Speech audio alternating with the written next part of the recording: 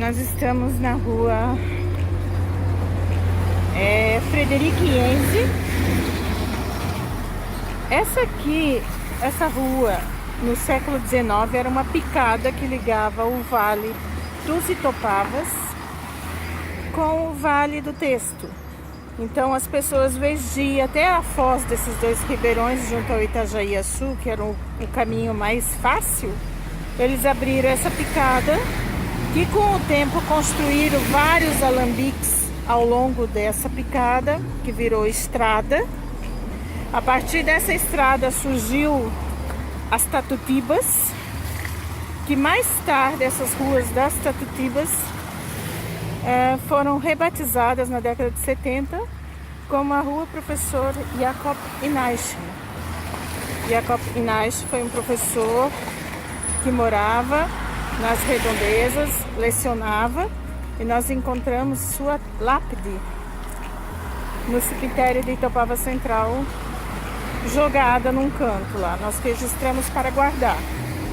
Então nós estamos chegando aqui no início da rua Jacob Inaich, que surgiu entre duas fileiras de lotes coloniais, paralelo ao Vale dos Itopavas, e andando na Schnapsstraße, que ficou conhecida essa estrada picada que ligava o Vale das Itopavas ao Vale do Testo. E na junção desses dois caminhos, as Tatutibas do Schnapsstraße, o comerciante Herr Fiedler, imigrante da Pomerânia, construiu no final do século XIX o casarão de Itopavazinha, que por algumas décadas permaneceu meio que abandonado, mesmo existindo famílias residindo no seu interior.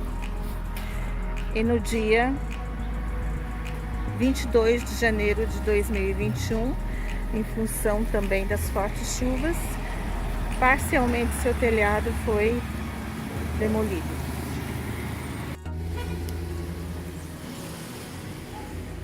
Então a casa, construída por Lindner no final do século XVIII, apresenta aspectos da arquitetura eclética com predominação de elementos clássicos, que começaram a ser construída no Stadtplatz da colônia Blumenau no final do século XIX e início do século XX.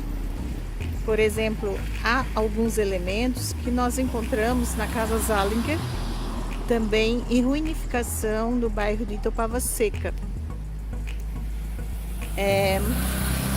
A Casa Zallinger foi construída, ou iniciada sua construção em 1891. E essa edificação, de acordo com registros, localizada na zona rural da cidade de Blumenau, ela iniciou sua construção em 1888. Eu pessoalmente acho que não há muito sentido,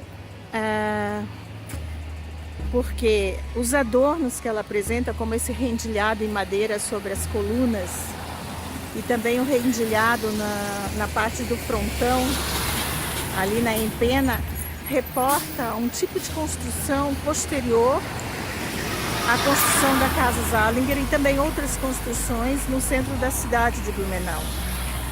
Então eu imagino que há um equívoco com relação à data da construção da edificação, embora ela seja uma construção centenária. Esses arabescos, esse decorativismo a mais, reporta um período posterior daquelas primeiras casas ecléticas construídas na Blumenau Colônia. Então esse rendilhado sobre as colunas, vou tentar aproximar, ele é um elemento decorativo muito peculiar, totalmente feito em madeira. Ele é feito em madeira, a filmagem não dá de perceber muito bem. As próprias colunas com capitéis decorados que seguram esse avanço do telhado sobre monumental escadaria e acesso às duas portas, provavelmente comerciais, que era uma casa comercial, ladeada por pares de janelas, respeitando uma simetria característica do clássico, do neoclássico, que era a casa do novo comerciante, dos novos ricos da colônia Blumenau. Essa empena, esse frontão, essa lateral esquerda da casa lembra muito, em alguns detalhes, algumas casas da Rua do Comércio, da Rua 15 de Novembro, do início do século XX. E é estranho que aqui tem uma casa construída muito com, segundo os registros, anterior a essa data, que seria em 1888.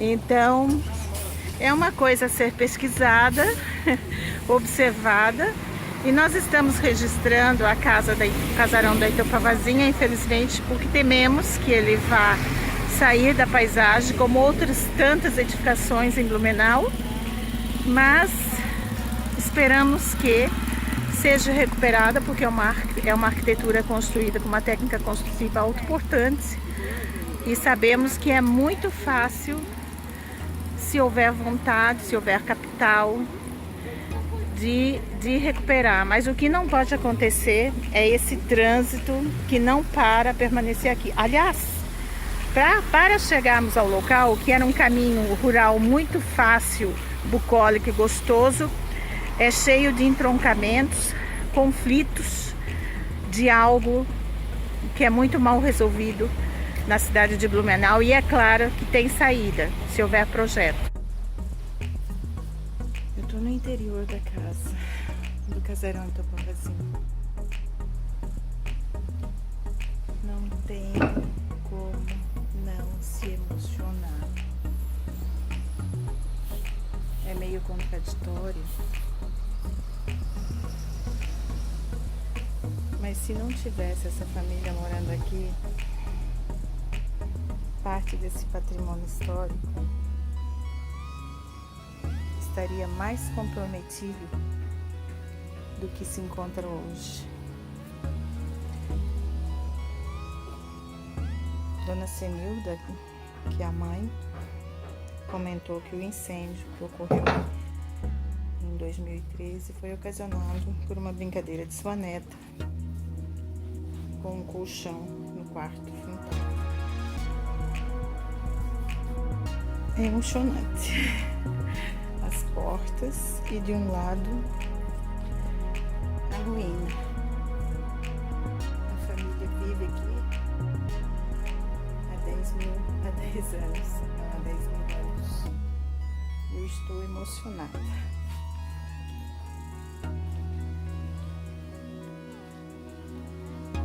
Pessoas caprichosas na medida do possível. Aqui é a porta, uma das duas portas principais, que dá para a varanda do casarão de Itopavazinha. Para terminar esse filme, esse vídeo para a história, que vai complementar a postagem do blog, nós viemos conferir a data da pessoa que construiu o casarão de Itopavazinha. Aonde? No cemitério de Itopavazinha.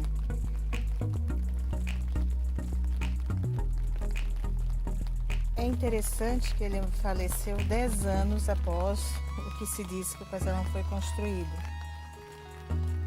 Põe um pouco por terra